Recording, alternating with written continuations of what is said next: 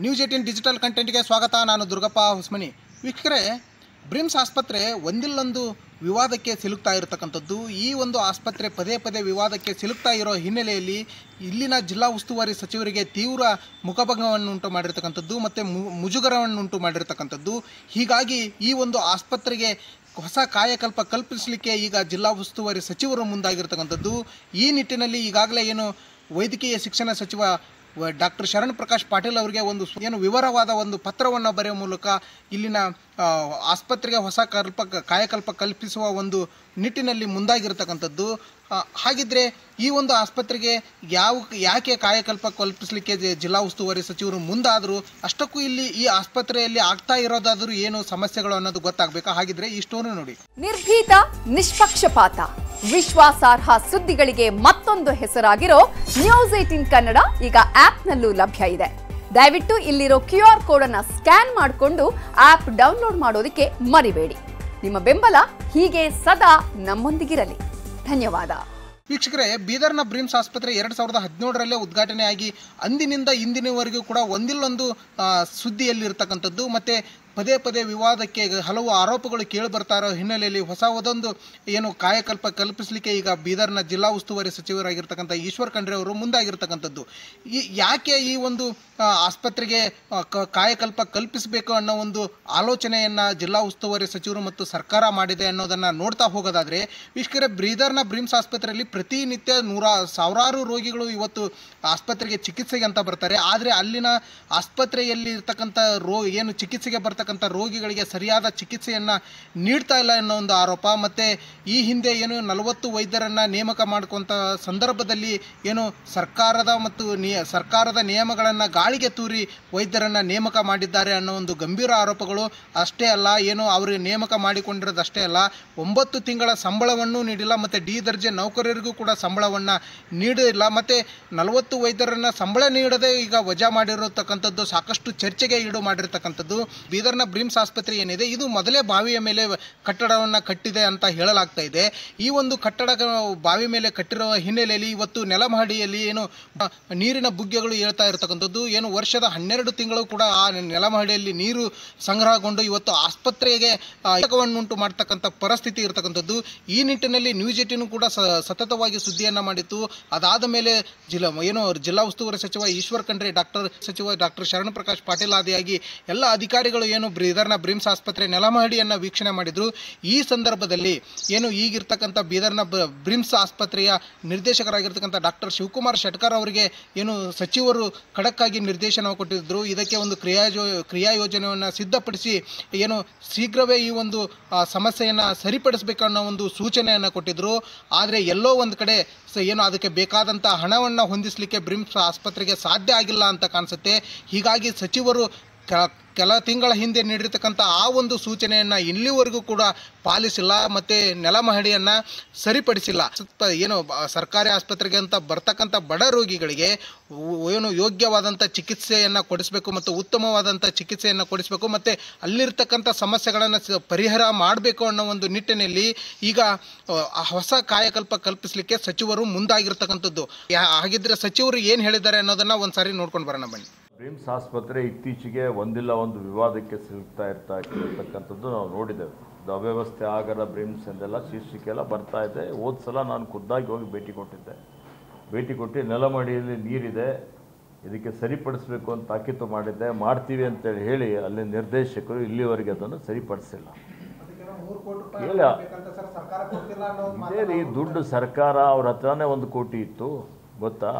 ಎಲ್ಲ ಸರ್ಕಾರದ ಮೇಲೆ ಹಾಕುವಂಥದ್ದು ಬೇಕಾಗಿಲ್ಲ. ಇವತ್ತು ಬ್ರಿಮ್ಸ್ ಆಸ್ಪತ್ರೆ ಒಂದು ಸ್ವಾಯತ್ತ ಸಂಸ್ಥೆ ಇದೆ, ಅದಕ್ಕೆ ತನ್ನದೇ ಆದಂಥ ಬಯಲಾಗಳಿದ್ದಾವೆ. ಹೀಗಾಗಿ ನಾನು ಸರ್ಕಾರದ ಮಟ್ಟದಲ್ಲಿ, ನನ್ನ ಮಟ್ಟದಲ್ಲಿ ಅಲ್ಲಿ ಕೆಲವೊಂದು ಬದಲಾವಣೆಯನ್ನು ಮಾಡಿದ್ದೆ. ಬ್ರಿಮ್ಸ್ ಆಸ್ಪತ್ರೆಗೆ ಹೊಸ ಕಾಯಕಲ್ಪ ಕಲ್ಪಿಸಲೇಬೇಕು ಅನ್ನೋ ಒಂದು ನಿಟ್ಟಿನಲ್ಲಿ ಈಗ ಜಿಲ್ಲಾ ಉಸ್ತುವಾರಿ ಸಚಿವ ಈಶ್ವರ್ ಖಂಡ್ರೆ ಅವರು ಪಣ ತೊಟ್ಟಿರ್ತಕ್ಕಂಥದ್ದು. ಅಷ್ಟೇ ಅಲ್ಲ, ಈಗಾಗಲೇ ಬೀದರ್ನ ಬ್ರಿಮ್ಸ್ ಆಸ್ಪತ್ರೆಯಲ್ಲಿ ಕರ್ತವ್ಯ ನಿರ್ವಹಿಸಿರ್ತಕ್ಕಂಥ ಡಿ ದರ್ಜೆ ನೌಕರರಿಗೂ ಕೂಡ ಸಂಬಳವನ್ನು ನೀಡಿಲ್ಲ. ಹೀಗಾಗಿ 3-4 ತಿಂಗಳ ಸಂಬಳ ಸಿಗದೆ ಇವತ್ತು ಜಿಲ್ಲಾ ಉಸ್ತುವಾರಿ ಸಚಿವರಿಗೆ ಭೇಟಿ ನೀಡಿ ತಮ್ಮ ಅಳಲನ್ನು ತೋಡ್ತಕೊಳ್ಳೋ ಮೂಲಕ ಒಂದು ಮನವಿಯನ್ನು ಮಾಡಿದ್ರು. ನಮಗೆ ಸಂಬಳ ಕೊಡಿಸಿ ಸಾರ್ ಅನ್ನೋ ಒಂದು ಮನವಿಯನ್ನು ಉಸ್ತುವಾರಿ ಸಚಿವರಿಗೆ ಮಾಡಿದ್ರು. ಈಗ ಕಳೆದ ಏಪ್ರಿಲ್ನಲ್ಲೇ ಖ್ಯಾತ ಬಡ ರೋಗಿಗಳ ಒಂದು ಹೃದಯ ಶಸ್ತ್ರಚಿಕಿತ್ಸೆಗೆ ಬಡ ರೋಗಿಗಳು ಲಕ್ಷಾಂತರ ರೂಪಾಯಿಯನ್ನು ಖರ್ಚು ಮಾಡಿಕೊಂಡು ಇವತ್ತು ಹಣ ಕಳೆದುಕೊಳ್ಬಾರ್ದು, ಉಚಿತವಾಗಿ ಏನು ಅವರು ಚಿಕಿತ್ಸೆ ಪಡೆದುಕೊಳ್ಬೇಕು ಹೃದಯ ಸಂಬಂಧಿ ಕಾಯಿಲೆಗಳಿಗೆ ಅಂತ ಹೇಳಿ ಸುಮಾರು 12 ಕೋಟಿ ರೂಪಾಯಿ ವೆಚ್ಚದಲ್ಲಿ ನಿರ್ಮಿಸಿರ್ತಕ್ಕಂಥ ಕ್ಯಾಥ್ಲಾಬ್ಗೆ ಇನ್ನೂ ಕೂಡ ವೈದ್ಯರ ನೇಮಕ ಆಗಿಲ್ಲ, ಅದು ಕೂಡ ಕೀಲಿ ಹಾಕಿ ನಿಂತಿರ್ತಕ್ಕಂಥದ್ದು. ಇದೆಲ್ಲ ನೋಡ್ತಾ ಹೋದರೆ ಏನು ಬ್ರಿಮ್ಸ್ ಆಡಳಿತ ಮಂಡಳಿ ಏನಿದೆ ಇದು ಒಂದು ರೀತಿ ನಿಷ್ಕ್ರಿಯವಾಗಿದೆ ಅಂತ ಹೇಳ್ಬೋದು. ಯಾಕಂದರೆ ಆ ಒಂದು ನಿಟ್ಟಿನಲ್ಲೇ ಇವತ್ತು ಸಚಿವರು ಹೊಸದೊಂದು ಕಾಯಕಲ್ಪಕ್ಕೆ ಮುಂದಾಗಿದ್ದಾರೆ ಅಂತಲೇ ಹೇಳಲಾಗ್ತಾ ಇದೆ. ಅಷ್ಟೇ ಅಲ್ಲ, ಈ ಒಂದು ಹೊಸ ಕಲ್ಪಿಸಲಿಕ್ಕೆ ಮತ್ತೊಂದು ಕಾರಣ ಏನಂದರೆ ಕಳೆದ ಕೆಲ ತಿಂಗಳ ಹಿಂದೆ ಬೀದರ್ನ ಬ್ರಿಮ್ಸ್ ಆಸ್ಪತ್ರೆಯನ್ನು ಸುಧಾರಣೆ ಮಾಡಬೇಕು ಅನ್ನೋ ಒಂದು ನಿಟ್ಟಿನಲ್ಲಿ ಸರ್ಕಾರ ಮತ್ತು ಇಲ್ಲಿನ ಜಿಲ್ಲಾ ಉಸ್ತುವಾರಿ ಸಚಿವರು ಒಂದು ಬದಲಾವಣೆ ತಂದಿದ್ದರು. ಅಂದರೆ ಈಗಿರ್ತಕ್ಕಂಥ ಡಾಕ್ಟರ್ ಶಿವಕುಮಾರ್ ಶೆಟ್ಕರ್ ಅವರನ್ನು ಬ್ರಿಮ್ಸ್ ನಿರ್ದೇಶಕರ ಹುದ್ದೆಯಿಂದ ಬಿಡುಗಡೆಗೊಳಿಸಿ ಮಕ್ಕಳ ವಿಭಾಗದ ಮುಖ್ಯಸ್ಥ ಆಗಿರ್ತಕ್ಕಂಥ ಶಾಂತಲಾ ಕೌಜಲ್ಗಿ ಅವರನ್ನು ನೇಮಕ ಮಾಡಿದರು. ಆದರೆ ಸಚಿವರ ಮತ್ತು ಸರ್ಕಾರದ ನಿರ್ಧಾರವನ್ನು ಧಿಕ್ಕರಿಸಿ ಕೋರ್ಟ್ ಮೆಟ್ಟಿಲೇರಿದ್ದ ನಿರ್ದೇಶಕರು ಅದಕ್ಕೆ ತಡೆಯಾಜ್ಞೆ ತಂದಿದ್ದರು. ತಡೆಯಾಜ್ಞೆ ತಂದು ಇಂದೂ ಕೂಡ ಅವರೇ ಮುಂದುವರೆದಿದ್ದಾರೆ. ಎಲ್ಲೋ ಒಂದು ಕಡೆ ಸಚಿವರ ನಿರ್ಧಾರಕ್ಕೆ ನಿರ್ಧಾರವನ್ನು ಧಿಕ್ಕರಿಸಿ ತಡೆಯಾಜ್ಞೆ ತಂದಿದ್ರು, ಅದು ಒಂದು ಕೂಡ ಸಚಿವರ ಒಂದು ಅಸಮಾಧಾನಕ್ಕೆ ಕಾರಣ ಅಂತ ಹೇಳಲಾಗ್ತಿದೆ. ಈ ನೆಲಮಹಡಿಯನ್ನು ಸರಿಪಡಿಸದೇ ಇರತಕ್ಕಂಥದ್ದು, 40 ವೈದ್ಯರನ್ನ ನೇಮಕ ಸಂದರ್ಭದಲ್ಲಿ ಸರ್ಕಾರದ ನಿಯಮಗಳನ್ನು ಪಾಲಿಸದೇ ಇರತಕ್ಕಂಥದ್ದು, ಮತ್ತು ಅವರಿಗೆ ಸಂಬಳ ಕೊಡದೆ ವಜಾ ಮಾಡಿರ್ತಕ್ಕಂಥದ್ದು, ಮತ್ತು ಡಿ ದರ್ಜೆ ನೌಕರರಿಗೆ ಸಂಬಳವನ್ನೇ ನೀಡದೇ ಇರತಕ್ಕಂಥದ್ದು, ಮತ್ತು ಕ್ಯಾಥ್ಲಾಬನ್ನು ಇನ್ನೂವರೆಗೂ ಆರಂಭ ಮಾಡದೇ ಇರತಕ್ಕಂಥದ್ದು, ಇದು ಸೇರಿದಂತೆ ಹಲವು ಗಂಭೀರ ಗುರುತರವಾದಂಥ ಆರೋಪಗಳು ಬ್ರಿಮ್ಸ್ ಆಸ್ಪತ್ರೆ ಆಡಳಿತ ಮಂಡಳಿ ಮತ್ತು ನಿರ್ದೇಶಕರ ಮೇಲೆ ಕೇಳಿಬಂದ ಹಿನ್ನೆಲೆಯಲ್ಲಿ ಸಚಿವರಿಗೆ ಸಾಕಷ್ಟು ಮುಜುಗರವನ್ನುಂಟು ಮಾಡುವಂಥ ಪರಿಸ್ಥಿತಿಯನ್ನು ಬ್ರಿಮ್ಸ್ ಆಸ್ಪತ್ರೆಯ ಆಡಳಿತ ಮಂಡಳಿ ತಂದಿತ್ತು. ನಮಗೆ ಆರ್ಡರ್ ಕಾಪಿ ಬಿ ಇಲ್ಲ, ಪಗಾರ್ನು ನಿಟ್ಟಕ್ಕಿಲ್ಲ, ನಮಗೂ ಹೋಗ್ಲಾಕ್ ಬರ್ಲಕ್ನು ಹೈರಾಣಿ, ಊಟ ಹೈರಾಣಿ, ಮಕ್ಕಳ ಫೀಸ್ ಬುಕ್ ಬಟ್ಟಿ ಎಲ್ಲನೇ ಹೈರಾಣ ಹೊಂಟದ್ರಿ ಸರ್. ವಾರ ಅದು ನಮ್ಮ ಪಗಾರ್ನು ಎಷ್ಟು 124 ರೂಪಾಯಿ ಅದ್ರಿ ಡೈಲಿ. ಎಷ್ಟು 124 ರೂಪಾಯಿ ಸದ ಡೈಲಿ. ಹಾ, ತಿಂಗಳಿಗೆ 13,124 ಒಂದ್ ಸರಿ ಬರ್ತದ್ರಿ. ಒಂದ್ ದಿನ ಕಮ್ಮಿ ಇದ್ರ ಕಡಿಮೆ ಬರ್ತದ್ರಿ ಪಗಾರ್ನು ನಿಟ್ಟಕ್ಕಿಲ್ರಿ. ಮತ್ತೆ ಕಂಟಿನ್ಯೂ ತಿಂಗಳು ಇಲ್ರಿ ಪಗಾರ್ 4 ತಿಂಗಳು ಅದರಿ ಸರ್. ನಮ್ ಪಗಾರ್ ಇಲ್ಲ, ಆರ್ಡರ್ ಕಾಪಿ ಬಿ ಇಲ್ಲ. ಡೈಲಿ ವಜೆ ದಿನ ಕೂಲಿ 8 ವರ್ಷ ನೀವು ಏಜೆನ್ಸಿ ಥ್ರೂ ಮಾಡಕತ್ತರ ಆಸ್ಪತ್ರೆಗೆ ಡೈಲಿ ವಜೆ ಅಂತಾರ್ರಿ. ನಮಗೇನು ಆರ್ಡರ್ ಕಾಪಿ ಇಲ್ಲ, PF ಇಲ್ಲ, ಏನು ಇಲ್ಲ. ಏನ್ ಹೇಳ್ತಾರೆ ಇಷ್ಟೆಲ್ಲ ತಕ್ಲೀಫ್ ಆದ್ರೂ ಕೇಳಿದಾಗ ಏನ್ ಹೇಳ್ತಾರೆ? ತೆಗಿತೇವೆ ಅಂತಾರ್ರಿ ಸರ್. ಈಗ ಇನ್ನ ಎಷ್ಟೋ ಮಂದಿ ಲಿಸ್ಟ್ ಅದಂತ್ರಿ ಸರ್, ತೆಗಿರ್ದು ಯಾರ್ದಂತೂ 150 ಮಂದಿ ಲಿಸ್ಟ್ ಮಾಡ್ಯಾರಂತ್ರಿ. ಧಮ್ಕೇನ್ ತೆಗಿಲತ್ತಾರ ಡೈಲಿ ವಜೆಸ್ದವ್ರಿಗೆ ಅಂತಾರ್ರಿ. ಹಾ, ನಮ್ಮನ್ನು ತೆಗರ 150 ಮಂದಿ ಲಿಸ್ಟ್ ಆಗೈತ್ರಿ ಸರ್.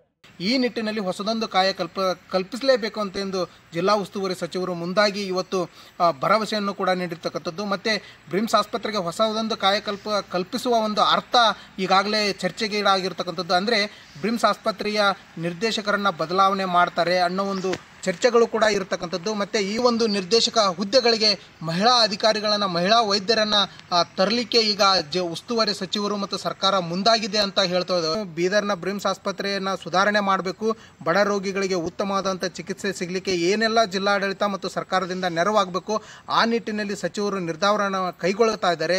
ಮುಂದಿನಲ್ಲಿ ಯಾವ ರೀತಿಯಾಗಿ ಕಾಯಕಲ್ಪವನ್ನು ಕಲ್ಪಿಸ್ತಾರೆ, ಆಸ್ಪತ್ರೆಯನ್ನು ಸುಧಾರಣೆ ಮಾಡ್ತಾರೆ, ಆ ರೋಗಿಗಳಿಗೆ ಯಾವ ರೀತಿಯಾಗಿ ಚಿಕಿತ್ಸೆ ಕೊಡಿಸುವ ನಿಟ್ಟಿನಲ್ಲಿ ಸರ್ಕಾರ ಮತ್ತು ಇಲ್ಲಿನ ಜಿಲ್ಲಾಡಳಿತ ಯಾವ ರೀತಿಯಾಗಿ ಮುಂದಾಗುತ್ತೆ ಅನ್ನೋದೇ ಸದ್ಯದ ಕುತೂಹಲ.